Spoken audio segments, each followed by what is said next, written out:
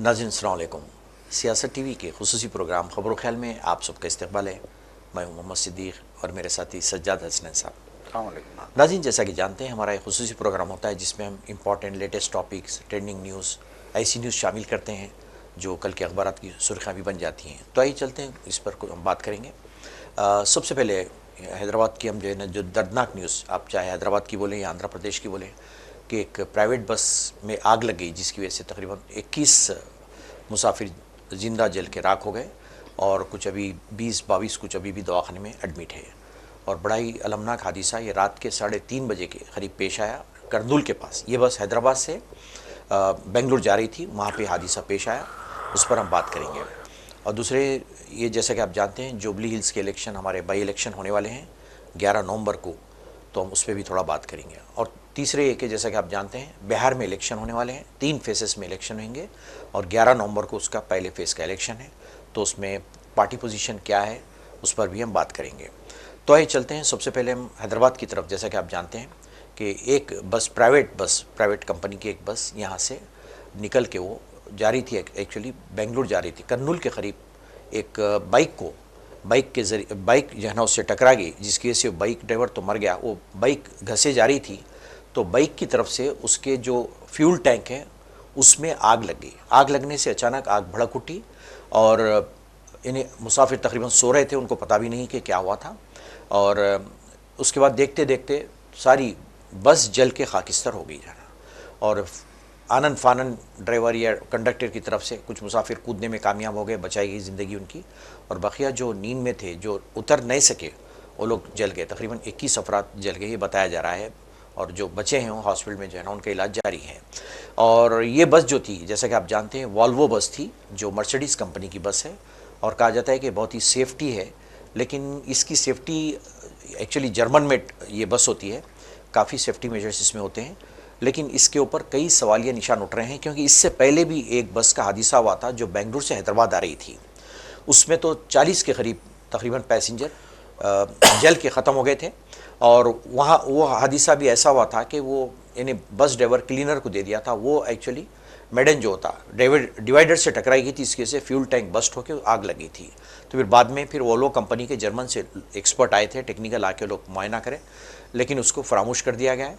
और दूसरी अहम बात यह कि नाजरीन, जैसा कि आप जानते हैं कि इसमें सज्जाद साहब, अक्सर ये बताया जाता है कि इसमें ड्राइवर की भी बड़ी गलती होती है। और कहा जा रहा है कि ड्राइवर पता नहीं किस हालत में थे ड्राइवर। और ये बस जो थी इसके ऊपर तकरीबन 16 चालान इसके ऊपर ट्रैफिक वायलेशन है। हालांकि फ़िटनेस है बस का, लेकिन ड्राइवर किस कंडीशन में था उसके ऊपर भी कई सवालियात निशान उठ रहे हैं जो है ना। तो अब इसको या लापरवाही कहें या टेक्निकल फॉल्ट हम कह सकते हैं, इसकी जो ख़तरनाक जो हादिसा पेश आया जाना पूरा। जी बिल्कुल, देखिए लापरवाही तो होती है आमतौर पे जी। अब देखिए, लापरवाही की एक मिसाल ये है कि इस हादसे की हम बात करेंगे तो कहा जा रहा है कि एक मोटरसाइकिल सवार जी बस से टकरा गया था जी, जिसके बाद टैंक में आग लग गई। जी एक मोटरसाइकिल सवार के इतनी हैवी वॉल्वो बस जी, जो छः टायरों वाली, जी। 6 टायरों नहीं बोल के 8 टायरों वाली जी हैवी जो है बसें आ रही हैं आजकल, जी वो भी एसी बसें हैं, पूरी पैक होती हैं बसें। जी तो एक हैवी, इतनी जो है हैवी बस से मोटरसाइकिल के टकराने से कैसे फ्यूल की टैंक फटेगी, जी कैसे उसमें आग लगेगी, ये तो एक सवाल जी, है। बिल्कुल बिल्कुल। ये सवाल तो रहेगा ही कि बिल्कुल। क्या फिर वाकई ये बसें या उनके फ्यूल के टैंक इतने कमज़ोर हैं कि एक मोटरसाइकिल की जो है टक्कर से टैंक फट जाता है और फिर उसमें आग लग जाती है। जी, सोचने वाली बात है बिल्कुल, कि बिल्कुल, ये जी। जैसा कि अभी आपने तज़किरा किया कि इससे पहले भी इसी नौइयत की बस में इसी नौइयत का हादसा हुआ था जी और महज जो है डिवाइडर से टकराने की वजह से आग लग गई थी बस में। तो अब जर्मनी, चूँकि जर्मनी की कंपनी है तो जर्मनी के माहिरीन आए, जी चेक किया और फिर जो है वो वापस लौट गए। जी उन्होंने कहा कि हम इसमें जो है कुछ चेंजेस लाएंगे वगैरह वगैरह, ये बात आई गई हो गई। जी जी अब फिर ये हादसा हुआ है। देखिए, हुकूमत तेलंगाना ने तो साफ तौर पे कहा है जी कि जो प्राइवेट बसें हैं जी जो चल रही हैं हैदराबाद से जो है बेंगलोर, हैदराबाद से विजयवाड़ा, हैदराबाद से नागपुर, हैदराबाद से मुंबई, मुख्तलिफ़ शहरों को हैदराबाद से एक प्राइवेट बसें चलती हैं। बहुत बड़ी तादाद में प्राइवेट बसें चलती हैं। आरटीसी के होने के बावजूद प्राइवेट बसें बहुत बड़ी तादाद में चलती हैं। तो अब रियासती सरकार ने ये कहा है कि हम मुआयना करेंगे कि कहीं क़वाइद की खिलाफ वर्जियाँ तो नहीं हुई हैं, और फिर हम इस हादसे की भी तहक़ीक़ात करेंगे, और फिर हम देखेंगे कि जो है सिचुएशन आखिर इतनी ख़राब कैसे हो गई कि जो है अचानक आग लगती है और संभलने तक जो है 20 अफराद झुलस के फौत हो जाते हैं। बहुत दर्दनाक हादसा है। 20 अफराद मामूली बात है।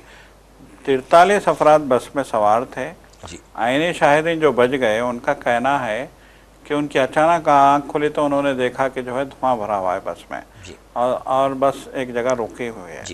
तो उनको लगा कि कुछ गड़बड़ है। फिर उन्होंने जो है दरवाजे की तरफ बढ़ने की कोशिश की तो दरवाज़ा बंद था, खुल नहीं रहा था। जैसा कि आमतौर पे ये बसों में होता है, खुद कार दरवाजे होते हैं, दो दरवाजे होते हैं। एक तो मेन जो हम जो है उसमें से ड्राइवर के कैबिन की तरफ जो है दाखिल होते हैं, फिर उसके बाद हम बस के अंदर के हिस्से में दाखिल हो जाते हैं। तो 2 डोर होते हैं, और जब बस चलती है तो दोनों डोर्स को ड्राइवर बंद कर देता, लॉक कर देता है, और उसका जो भी जो है ऑपरेटिंग सिस्टम होता है वो ड्राइवर के पास होता है। तो एक तो ज़रूरी चीज़ अब ये हो जाती है कि दरवाज़ों को खोलने का ऑपरेटिंग सिस्टम एक अंदर भी रखा जाए। एक इमरजेंसी का कुछ जो है एक वहाँ पे जो है एक खाना बनाया जाए, उस खाने में डोर्स के खोलने का जो है एक ऑपरेटिंग सिस्टम वहाँ भी रखा जाए। एक ये ज़रूरी बात हो जाती है, क्योंकि लोगों का कहना है कि हमने दरवाज़ा खोलने की कोशिश की लेकिन नहीं खुला। लोग कह रहे हैं कि अगर दरवाज़ा खुल जाता तो सामने के सारे लोग दरवाजे से बाहर निकल जाते हैं, और वो सामने के लोग निकल नहीं पाए, जिसकी वजह से इतनी बड़ी तादाद में अमवात हुई हैं। क्योंकि उनका कहना था कि पीछे के जो शीशे थे उन शीशों को हमने तोड़ा। फिर बस जाहिर सी बात है वो बस आपने भी देखी होगी, वाल्वो बसें काफ़ी जो है हाइट की होती हैं, तो उस हाइट से कूदने की वजह से उनको जख्म आए। उनके मतलब है कि किसी को चोटें आई हैं, किसी के पैरों में जो है फ्रैक्चर से आए, ये कहा जा रहा है। तो जाहिर बात है कि जब शीशा तोड़ के लोग कूदने लगे तो उसमें जो है उनको फ्रैक्चर्स आए, नुकसान हुआ, उनकी जान तो बच गई लेकिन जो है ज़ख्मी हो गए। तो लोगों का कहना है कि अगर दरवाज़ा बर वक्त खुल जाता तो जो है शायद हादसा नहीं होता। तो यहाँ एक चीज़ नोट करने वाली है कि ड्राइवर क्या होश में नहीं था? बस एक्सीडेंट होता है, बस की टैंक में आग लग जाती है तो भी दरवाज़ा नहीं खुलता है, तो क्या ड्राइवर होश में नहीं था? ये सबसे बड़ा सवाल उठता है। बिल्कुल, क्योंकि कहा जाता है कि वो बाइक जो ड्राइवर थी उसको कई मीटर तक खींचने लगी, बस उसको रौंदते गई, वो तो मर गया, कहीं और लाश मिली उसकी। तो जब तक भी ड्राइवर को पता नहीं था, ये बिल्कुल ताज्जुब खेज बात है कि भाई आखिर क्या कर रहा था ड्राइवर जो है ना, क्या होश में था? बिल्कुल सवाल ये पैदा होता है। अब फिर इमरजेंसी डोर्स भी होते हैं। किस काम के इमरजेंसी डोर्स बताइए बस में, जब आप खुल नहीं सके इमरजेंसी के टाइम पे, जब पब्लिक को मालूम है कैसा खोलते हैं, तो बताइए नुमाइशी डोर्स हो गए ना, ये तो बिल्कुल नुमाइशी हो गए। बैक साइड में एक इमरजेंसी डोर भी था, उसको भी खोलने की कोशिश की गई, लेकिन चूंकि उनको ऑपरेटिंग सिस्टम मालूम नहीं था लोगों को। देखिए, आग में आदमी का दिमाग पहले ही काम नहीं करता, उसको फौरी निकलने के लिए उसका एक ही दिमाग चलता है कि किसी तरह से शीशे तोड़ दिए जाए, जो डोर्स के शीशे होते हैं। पहले तो डोर्स पे भी जो है रॉड लगे होते थे, अब नहीं है। ये तो खैर कम से कम इतना तो है कि मतलब गिलासेस को फोड़ सकते हैं, गिलासेस को फोड़ के आप बाहर निकल सकते हैं, लेकिन गिलासेस को फोड़ने के लिए भी आपके पास कोई आहनी हथियार चाहिए। अगर किसी के पास हाथ से तो मुश्किल है, उस गिलास का टूटना मुश्किल है। तो ये सारी चीज़ें जो है सवालिया निशान लगाते हैं। पहले तो आपने जो कहा है कि बस ड्राइवर की क्या हालत थी, क्या वो नशे में था, क्या वो नींद में था, क्या जो है वो थका हुआ था, क्या वो डबल ड्यूटी कर रहा था, पहले तो ये सवाल पैदा होते हैं। इन सवालों के जवाब जो है मालूम करने होंगे। फिर उसके बाद बस में क्या खामी थी, आखिर ऐसी क्या बात थी कि जो है महज एक मोटरसाइकिल के टकराने से बस की टाँकी फट जाती है और जो है फ्यूल बहने लगता है और फिर उसमें आग लग जाती है। तो इसकी क्या वजह है, ये भी जो है जानने की ज़रूरत है। देखिए हमेशा जैसा होता रहा है, अभी भी यही हुआ कि हादसा हुआ, 20 लोगों की मौत हो गई, वज़ीर आज़म ने अफसोस का इजहार किया, सदर मुर्मू ने अफसोस का इजहार किया। देखिए ट्वीट जो किया जाता है, चाहे वो सदारती महल से हो, चाहे वज़ीर आज़म के दफ्तर से हो, वो तो वहाँ बैठे हुए लोग कर देते हैं कि जो है आप खबर आ जाती है फॉर्मल, बिल्कुल वो अपने तौर पे कर दें, हमें दुख हुआ, वो तो अपने तौर पे कर देते हैं। फिर उसके बाद ये अखबार में खबर आ जाती है कि वो सदर जमहूरिया और वज़ीर आज़म ने अफसोस का इजहार किया है। और फिर स्टेट गवर्नमेंट ने, जैसा कि हमने देखा कि एक्स ग्रेशिया का ऐलान किया है, 5 लाख रुपये माइलोकेन के लिए और 2 लाख रुपये ज़ख्मियों के लिए एक्स ग्रेशिया का ऐलान किया है। लेकिन अब यहाँ यही सवाल पैदा होता है कि हमेशा से जो होता रहा है, हादसा हुआ, बयानबाजी हुई, एक्स ग्रेशिया का ऐलान किया गया, फरामोश कर दिया गया, यही होता है।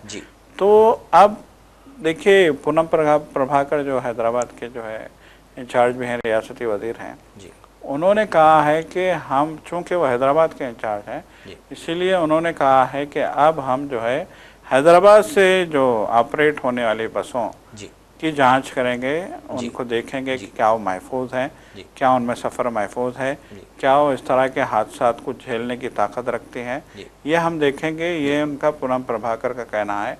तो बहरहाल जो कुछ भी हो, यकीनन ये जो हादसा हुआ बहुत ही दर्दनाक है और हुकूमतों की ये जिम्मेदारी है, चाहे वो आंध्र प्रदेश की हो, चाहे जो है तेलंगाना की हो। अब चूँकि इस बस का ताल्लुक हैदराबाद से था और ये बेंगलुरु जा रही थी, हादसा हुआ आंध्र प्रदेश में, लेकिन ये बस बेंगलुरु जा रही थी, इसीलिए आंध्र प्रदेश के चीफ मिनिस्टर ने सिर्फ जो है ताज़ियत का इजहार करके वो जो है अपनी जिम्मेदारी वो निभा गए। तेलंगाना की सरकार ने फिर भी जो है ग्रेशिया का ऐलान कर दिया है। तो बहरहाल जो है देखने की बात यह है कि ये हादसा क्यों पेश आया और इसकी वजूहात क्या थी, ये जानने की जरूरत है। बिल्कुल नाज़रीन, जैसा अक्सर देखा जाता है कि हमारी याददाश्त इतनी कमज़ोर होती है कि हम बहुत जल्दी ऐसे हादिसात को भुला देते हैं। बिल्कुल। और हालांकि उसकी रिपोर्ट आती है, क्यों हुआ, क्या हुआ, सारी चीज़ें आती हैं, उसके बाद चंद दिनों तक जो है ना घुमा घुमी ये सुर्खियाँ बनती है अखबारों की, उसके बाद सबको भुला दिया जाता है। अब बात की जा रही है कि बसेस की फ़िटनेस देखी जाए। अरे फिटनेस देखा जाए तो ये तो पहले का काम है, पहले करना चाहिए ना आपको। आरटीए का काम है कि हर बस की फिटनेस क्या है देखें, उसका ड्राइवर का कंडीशन है, कौन है ड्राइवर, चलाने वाला क्या है वो देखें आप, जो है ना कोई चीज़ देखी नहीं जाती, बस बसेस चल रही हैं जो ना बेचारे। आप हाईवे पे देखेंगे अगर दिखता आप अगर कभी आपका शमशाबाद की तरफ जाना होता है, अक्सर लोग शादियों में भी जा रहे हैं वहाँ पे, जैसा कि आप जानते हैं बड़े बड़े शादी खाने उसी इलाके में हैं। तो आप देखिए रात के वक्त अगर आपका वहाँ से गुजर हो तो आप देखिए कितनी दंदनाती हुई ये बसें आती हैं, कितनी रफ्तार से, बिल्कुल स्पीड, इंतहाई तेज़ रफ्तारी से बसें आती हैं। ऐसा मालूम होता है कि 150 की रफ्तार से चल रही हैं। बिल्कुल 130, 140, 150 की स्पीड इनकी लगती है। और सड़क क्रॉस करना जो है एक मुश्किल मरहला होता है।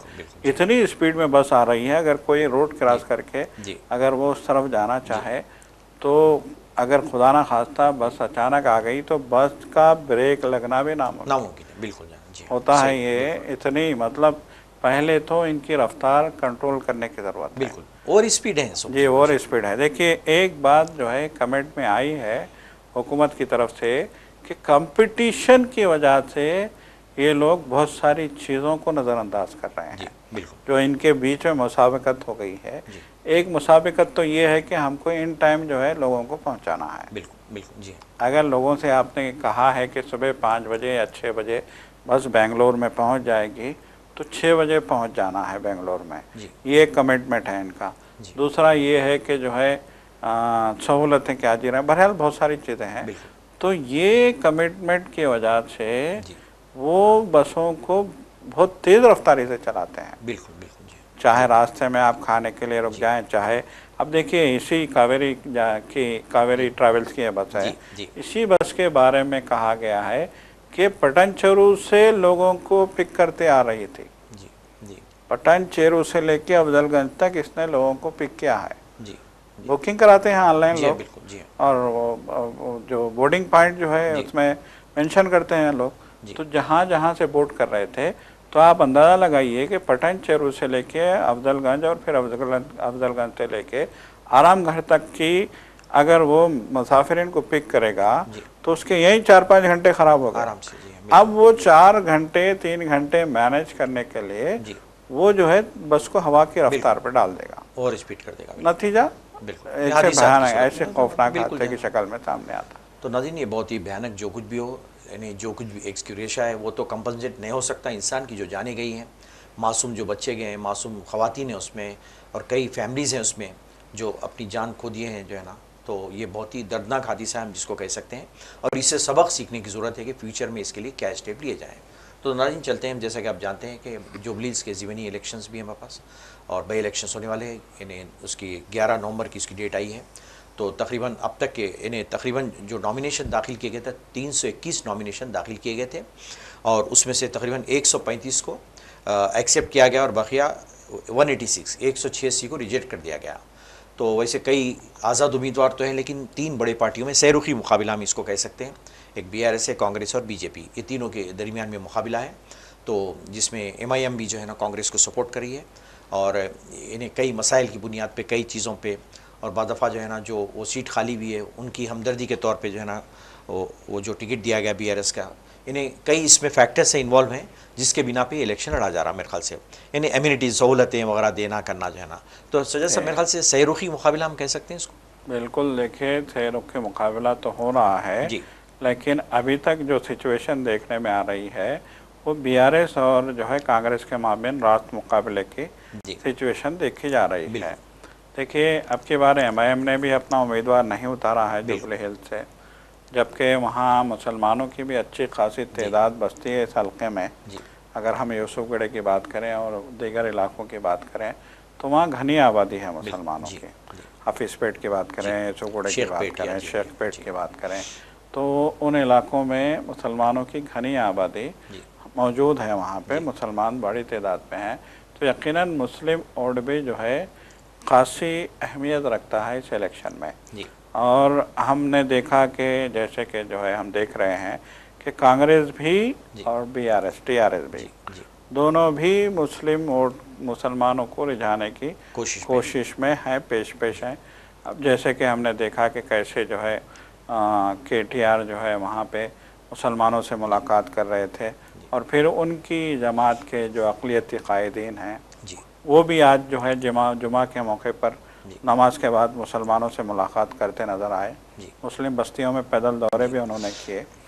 तो उसी तरीके से कांग्रेस के लोग भी जो है मुसलमानों से मुलाकातें कर रहे हैं, और कांग्रेस की जो टीम है अक़लियती लोगों की, वो टीम भी बहुत सरगर्मी के साथ इन इलेक्शन में हिस्सा ले रही है। देखिए, एक हल्के का इलेक्शन है, अगर ये पूरी रियासत का इलेक्शन होता तो शायद इतनी तवज्जो नहीं दी जाती एक हल्के पे, चूँकि एक हल्के का इलेक्शन है। पहली बात ये कि जैसा कि KTR ने कहा कि ये कांग्रेस के परफॉर्मेंस का इम्तिहान है। कांग्रेस का अब तक क्या परफॉर्मेंस रहा, लोग जो है वो फैसला करेंगे उसी बेस पे। और दूसरी उन्होंने ये बात कही कि चूँकि हमारा ये हल्का है इसलिए हमें ये जीतना ज़रूरी है। तो इस हिसाब से उनके लिए चैलेंजिंग है BRS का, प्रेस्टिजियस बना लिए लोग। जी, प्रेस्टीज है, बिल्कुल उनके लिए प्रेस्टीज का मसला हो गया। दूसरी जानिब जो है कांग्रेस है, यकीनन कांग्रेस के लिए भी प्रेस्टीज का मामला हो गया है, क्योंकि साहब इख्तिदार लोग हैं, और ये जो है अगर ये हार जाते हैं तो फिर आने वाले बल्दी इंतखाबात उनके लिए बड़ा इम्तिहान हो जाएंगे। तो वो नहीं चाहेंगे कि इसमें हारें, क्योंकि अगर वो इसमें हारेंगे तो फिर KTR को, TRS को ये बोलने का मौका मिल जाएगा कि चूँकि हुकूमत काम नहीं कर रही है इसलिए लोग हुकूमत से बेजार हैं।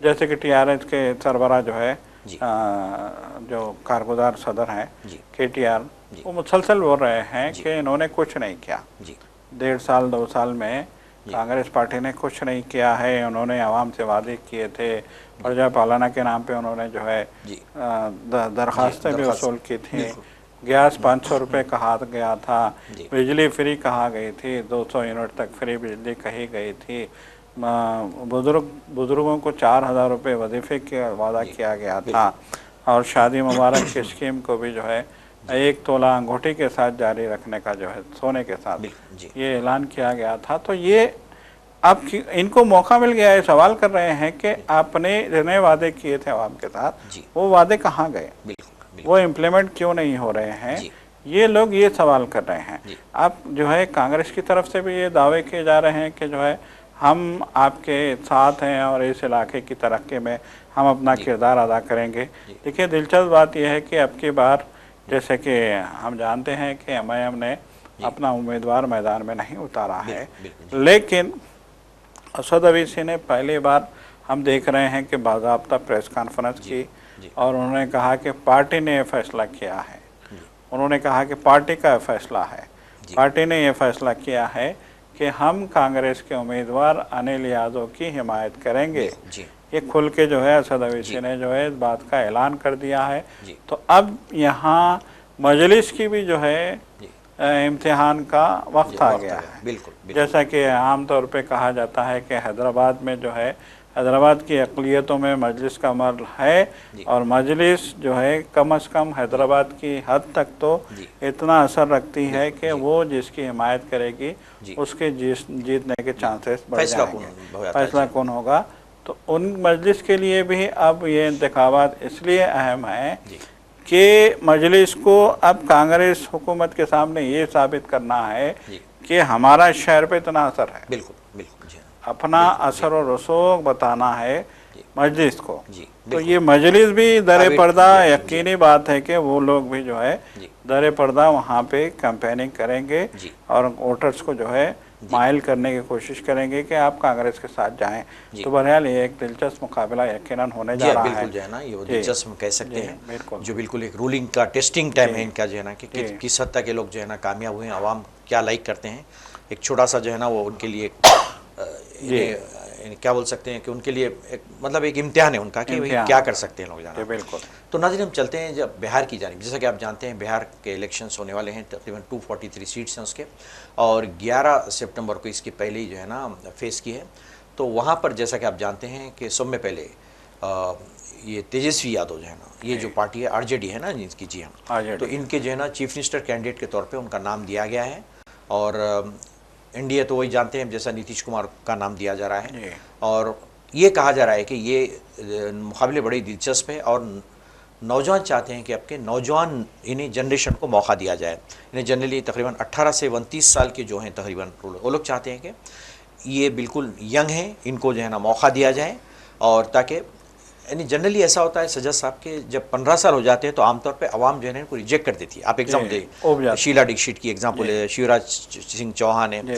तो जैसे जैसे 15 साल होते हैं रिटायरमेंट का टाइम, तो इनका भी रिटायरमेंट का टाइम आ गया और आवाम चाह रहे हैं कि एक यंग जनरेशन को जो बिल्कुल डायनामिक है, एक्टिव, उनको मौका दिया जाए। तो ये जो है ना ट्रेंड वहाँ पर चल रहा है। और ख़ासतौर पर फिर यादव तबका और मुस्लिम जो है ना इनके साथ हैं, इनके वोट्स बहुत ही क्रूशियल वहाँ पे अहमियत रखते हैं। लेकिन जैसे ही इनका यानी चीफ मिनिस्टर के कैंडिडेट का नाम का ऐलान होता है तो वहाँ पे जो है ना जो यानी अदर देन जो यादव है वो लोग में हलचल मच जाती है। वो लोग बोलते हैं कि भाई ये अपर कास्ट के लोग भी जो है ना मुत्तहिद होना शुरू हो जाते हैं। तो मेरे ख्याल से यानी आपके तो चांसेस ज़्यादा ही नज़र आ रहे हैं, ख़ासतौर पर तेजस्वी यादव का जब नाम का ऐलान किया गया। जी हाँ, यकीनन देखिए बिहार की सियासत में जैसा कि आपने कहा कि तब्दीली की जो है वो रुझान देखा जा रहा है वहाँ पे। और ख़ुद तेजस्वी यादव ने भी कहा कि अवाम बदलाव चाहते हैं, जनता बदलाव चाहती है और ये जो है ज़मीन पे दिख रहा है। ये तेजस्वी यादव ने आज जुमा के दिन तेजस्वी यादव ने जो है बाज़ाब्ता इंतखाबी मुहिम का आगाज़ कर दिया है। और आज से एक दिन पहले कांग्रेस के जो बिहार के इंचार्ज थे अशोक गहलोत, उन्होंने ये ऐलान किया कि इंडिया ब्लॉक के चीफ मिनिस्टर के जो है ओहदे के लिए की हैसियत से तेजस्वी यादव के नाम को हरी झंडी दिखा दी गई है, तेजस्वी यादव को मंजूरी दे दी गई है। तो अब तेजस्वी यादव चीफ मिनिस्टर के उम्मीदवार की हैसियत से मैदान में उतरे हैं और आज उन्होंने खुल के कहा कि मेरा जो है वादा है लोगों से कि रोज़गार दूंगा। उन्होंने कहा कि सिंचाई हमारा वादा है, लोगों को पानी मिलेगा, उनके खेतों को पानी मिलेगा, सिंचाई, और उनको जो है पढ़ाई, सिंचाई और जो है इलाज, मुआवजा जी। उन्होंने ये सारे वादे किए हैं वादे किए, आज। जी। उन्होंने कहा कि अगर मैं चीफ मिनिस्टर बन जाता हूँ जी। तो मैं नौकरी दूंगा, पढ़ाई के लिए जो है इंतजाम किए जाएंगे आम आदमी जी। के, जी। और जो है सिंचाई के इंतजाम होंगे, जी। और फिर जो है इलाज के लिए भी इंतजाम हम करेंगे। जी। और उन्होंने ये ऐलान किया है कि हर घर से एक शख्स को गवर्नमेंट जॉब, जी बिल्कुल, ये जी। बड़ा ऐलान है। जी। उन्होंने कहा कि हम हर घर से एक शख्स को गवर्नमेंट जॉब को यकीनी बनाएंगे। जी बिल्कुल, जी। ये जो है तेजस्वी यादव ने ऐलान किया है। देखिए दिलचस्प बात यह है कि वज़ीर आज़म मोदी भी आज वहाँ मौजूद थे, मौजूद थे, जी हाँ, अमित बिल्कुल। शाह भी वहाँ मौजूद थे। जी। गुज़िश्ता रोज़ अमित शाह आ गए थे, जी। आज वज़ीर आज़म मोदी भी आ गए, नीतीश कुमार भी आ गए। लेकिन बिहार की एक और दिलचस्प बात यह है कि इंडिया ब्लॉक ने, माफ़ कीजिएगा, एनडीए ब्लॉक ने चीफ मिनिस्टर के उम्मीदवार के नाम का ऐलान नहीं किया है। जी। ये एक दिलचस्प ट्विस्ट है यहाँ पे कि जो है बगैर चीफ मिनिस्टर के चेहरे के लोग मुकाबला कर रहे हैं। और आज एक दिलचस्प बात ये देखने में आई कि नीतीश कुमार इंतखाबी जलसे के दौरान बेगूसराय में कह रहे थे कि मैं हमेशा मोदी के साथ रहूंगा, मोदी का साथ दूंगा। मैं पलटू राम नहीं हूँ, मैं पलटूंगा नहीं। बहुत पलट लिया मैंने, बहुत ज़्यादा मैंने जो है कलाबाजियाँ खाई हैं, धक्के खाए हैं, अब मैं मोदी के साथ रहूंगा। सारा उनका जलसे में यही, इसी बात पे जोर था। तो लग रहा है कहीं ना कहीं कि वो दिफाई पोजीशन में आ गए। बिल्कुल बिल्कुल, ऐसा महसूस हो रहा है। जी हाँ। फिर उधर मोदी जी ने भी ऐलान किया कि किसको मौका दे रहे हैं ये लोग, मतलब केसेस चल रहे हैं ना उनके, तो वैसे आदमियों को जो है ना आप लोग जो है ना मौका दे रहे हैं, मत दो। और फिर तेजस्वी यादव ने कहा कि हम जो बात करते हैं, वादा करते हैं, उसको पूरा भी करते हैं, ऐसा नहीं कि हम झूठ बोल रहे हैं, बिल्कुल करके बताएंगे, आप एक बार मौका दीजिए। अच्छा सजा साहब, ये थोड़ा बहुत कुछ असर इसका भी पड़ेगा, प्रशांत किशोर की पार्टी जो उन्होंने भी कुछ, प्रशांत किशोर की पार्टी तो है मैदान में जी, लेकिन जैसा कि हम जो मतलब है कि वहाँ की ग्राउंड रिपोर्ट जो आ रही है उसमें यही कहा जा रहा है कि मुकाबला सीधा तेजस्वी और बीजेपी के माबेन है। जी बिल्कुल, जी। नीतीश कुमार में नहीं। जी। नीतीश कुमार के बारे में भी ये कहा गया है कि नीतीश कुमार अब साइलेंट हो गए हैं, क्योंकि अवाम ने, ऐसा मालूम होता है कि उनको रिजेक्ट कर दिया है। अब अवाम उनको चीफ मिनिस्टर की हैसियत से देखना नहीं चाह रही है। जैसा कि आपने कहा कि 15 साल हो गए हैं तो लोग भी बेदार हो गए हैं। तो बहरहाल जो है ये अब की बार नीतीश कुमार आएंगे इसकी गारंटी नहीं है। सीधा मुकाबला बीजेपी और जो है तेजस्वी के बीच है।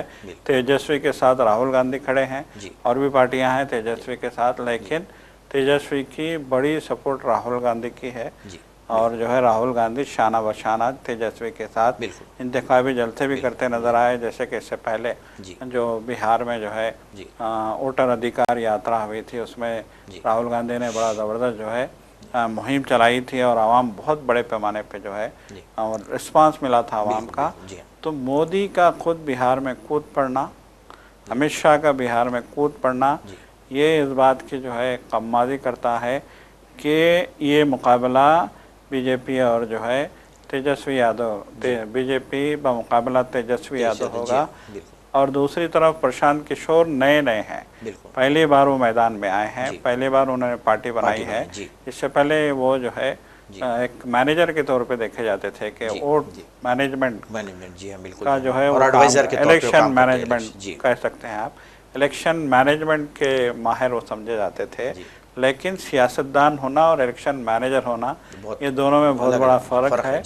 अब वो सियासत में आए हैं तो अब उनको अंदाज़ा हो रहा है कि सियासत कितना मुश्किल खेल है। देखिए आप, अब तो उनको 5 साल तो उनको अपना कैडर बनाने में लग जाएंगे। इस सियासत में बूथ लेवल पे कैडर चाहिए आपको, बूथ लेवल पे काम करने वाले चाहिए, हर गली में आपका आदमी चाहिए, तब जाके आप अपना असर बना सकते हैं। वरना मुश्किल है, और वो उनके पास नहीं है। नहीं है, बिल्कुल नहीं है। उसके लिए फाइनेंस की भी जरूरत होती है। बिल्कुल, फाइनेंस की भी जरूरत है। एक क्राउड पुलिंग जो कैपेसिटी है वो नहीं है आपके पास, वो नहीं है। वो तो आप ठीक है मशवरे दे सकते हैं, सही दे सकते हैं, लेकिन ये कैपेसिटी जरूरी, अगर आपको इलेक्शन लड़ना है, उतरना है नेशनल लेवल पे, बिल्कुल, तो मैंने समझता क्योंकि खास असरअंदाज होंगे ये, बिल्कुल न अलग नहीं रहा, बिल्कुल जो है बिल्कुल नहीं लग रहा है कि प्रशांत कुमार जो है कुछ असर कर पाएंगे, ऐसा नहीं दिख रहा है। लेकिन यहाँ एक दिलचस्प बात यह है कि असद अवैसी और MIM जो है मैदान में है यहाँ पे, और 17% वहाँ पे मुसलमान हैं। जी इससे पहले 5 सीटों पे जी असद अवैसी की पार्टी ने जो है MIM ने जीत हासिल की जी। थी। तो अब की बार भी असद अवैसी गए हैं। अभी तक तो जो है कोई वाज़ेह तस्वीर तो अभी आई नहीं है, बिल्कुल जी लेकिन कहीं ना कहीं इस बात से इनकार नहीं किया जा, जैसा कि असद अवैसी मुसलसल प्रेस कॉन्फ्रेंस में कह रहे हैं जी कि हमने लालू यादव को ख़त लिखा, जी हमने राहुल गांधी को ख़त लिखा, हमने खरगे को ख़त लिखा, जी हमने सभी को जो है वहाँ के तेजस्वी यादव को ख़त लिखा, जी हमने कहा कि हमको इंडिया ब्लॉक में शामिल करो, जी हमने यहाँ तक कहा कि हमें सिर्फ 6 सीटें दो।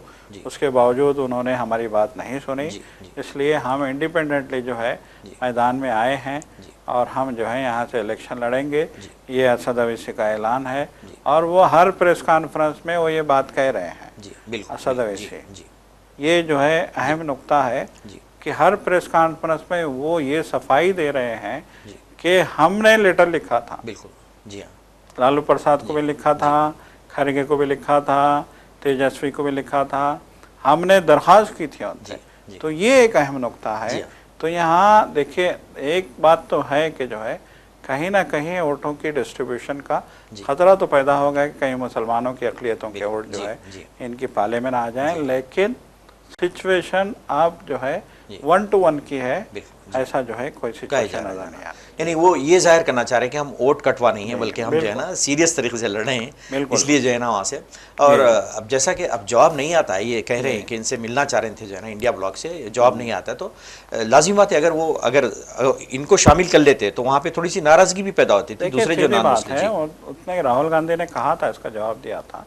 लालू प्रसाद ने तो जवाब भी नहीं दिया है, जी जी तेजस्वी ने भी जवाब नहीं दिया, लेकिन राहुल गांधी ने कहा था कि हमारी लड़ाई जो है नज़रियात की लड़ाई है जी बिल्कुल और हम जो है उन्हीं नज़रियात को जो है शिकस्त देने के लिए आए हैं। जी अगर हम जो है ये जो नज़रियात की लड़ाई है, इस नज़रियात की लड़ाई में इस पार्टी को शामिल करते जी तो वो लोग कहते कि देखो ये सेक्युलर आपको कहते बिल्कुल, हैं, जी। एक मुस्लिम पार्टी मुस्लिम को पार्टी को इन्होंने लिया जो है, है यानी हिंदू अपना मुस्लिम का हिस्सा यहाँ बना पर लिया, जाना बिल्कुल जाना हिंदू मुस्लिम का आया था। जी तो यही बात है कि वो लोग भी जो है काथे जो है जी ज़ीरक सियासतदान हैं, बिल्कुल दूरअंदेश भी हैं, जी। तो वो अपने लेवल पे जो है फैसले करेंगे जो भी फैसले बिल्कुल जी करना हाँ है। बिल्कुल, आपने सही तजज़िया किया है सजा साहब।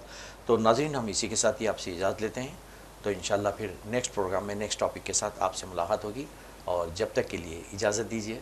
अल्लाह हाफ़िज़। खुदा हाफ़िज़।